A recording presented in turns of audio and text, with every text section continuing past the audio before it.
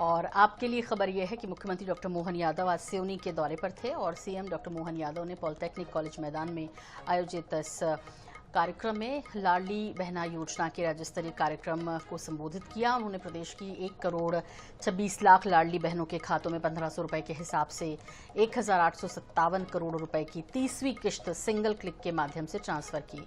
इस राशि की यदि बात करें तो सिवनी जिले को 2,68,155 लाडली बहनें भी इससे लाभान्वित हो रही हैं सिवनी की, जिन्हें 1500 रुपए प्रति लाभार्थी के मान से भुगतान हुआ। सीएम ने इस मौके पर 560 करोड़ के 114 विकास कार्यों का भूमि पूजन और लोकार्पण किया। इसके साथ ही 40 फीट लंबी दुनिया की सबसे लंबी बाघ की प्रतिमा का भी ऑनलाइन लोकार्पण किया।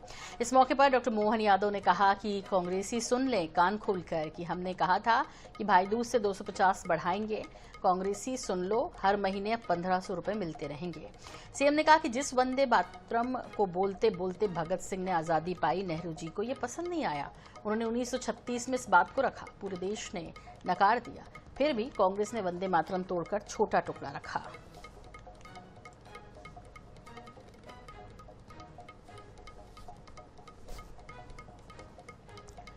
और आइए अब सीधे रुख कर लेते हैं राजधानी भोपाल का, जहां हमारे सहयोगी और ब्यूरो प्रमुख भोपाल के अनुराग मालवीय हमारे साथ जुड़ गए। अनुराग, आज का दिन लाडली बहनों के लिए बहुत अच्छा था और साथ ही साथ सबसे लंबे बाघ का भी लोकार्पण उन्होंने किया है उसकी मूर्ति का, और साथ ही साथ उन्होंने इस पर शब्दों में कांग्रेस को भी कहा कि जो आप कहते थे कि हम ऐसा नहीं करेंगे, जो हम कह रहे हैं वो वादे भी हम लगातार पूरे कर रहे हैं।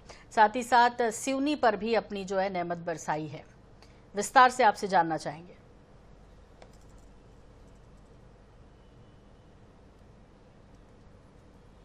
हाँ, देखिए, सबसे पहले तो निश्चित रूप से जिस तरह से अगर हम देखें फ्री बीज के मामले में कहीं ना कहीं पूरे देश के चुनाव में इसका सीधा फायदा मिल रहा है, तो ये साफ तौर पे तय था कि मध्य प्रदेश सरकार लगातार कहीं ना कहीं इस लुभावनी योजना को आगे बढ़ाने की और बेहतर करने की कोशिश करेगी, और उसी का एक और पड़ाव पार कर लिया है, क्योंकि खुद मुख्यमंत्री डॉक्टर मोहन यादव ने कहा था कि चुनाव तक के हम इसको 3000 रुपए कर देंगे। तो आज जो है 250 रुपए और बढ़ा दिए गए और 1250 रुपए से अब इसको 1500 रुपए कर दिया गया, क्योंकि हमने देखा कि बिहार में किस तरह का फायदा मिला है इस घोषणा से, जिस तरह के एग्जिट पोल है। तो निश्चित रूप से कहीं ना कहीं उस फायदे को देखते हुए बीजेपी सरकार आगे बढ़ती साफ तौर पर नजर आ रही है। इसके अलावा भी मुख्यमंत्री डॉक्टर मोहन यादव ने सिर्फ लाडली बहनों को राशि हस्तांतरित नहीं की, बल्कि सिवनी को कई सारी सौगातें दी थी, क्योंकि सिवनी कई बहुत पिछड़े जिलों में शामिल नजर आता है और कई सारे बड़े विकास कार्यों की दरकार उसको हमेशा रही है। और इसी के चलते मुख्यमंत्री ने आज जो है करोड़ों रुपए के विकास कार्यों की सौगात सिवनी को दी है। कई कार्यों का भूमि पूजन किया और 2 कार्यों का लोकार्पण भी किया। हाँ, लेकिन इस मौके पर सीएम डॉक्टर मोहन यादव कहीं ना कहीं कांग्रेस पर निशाना साधने से नहीं चुके।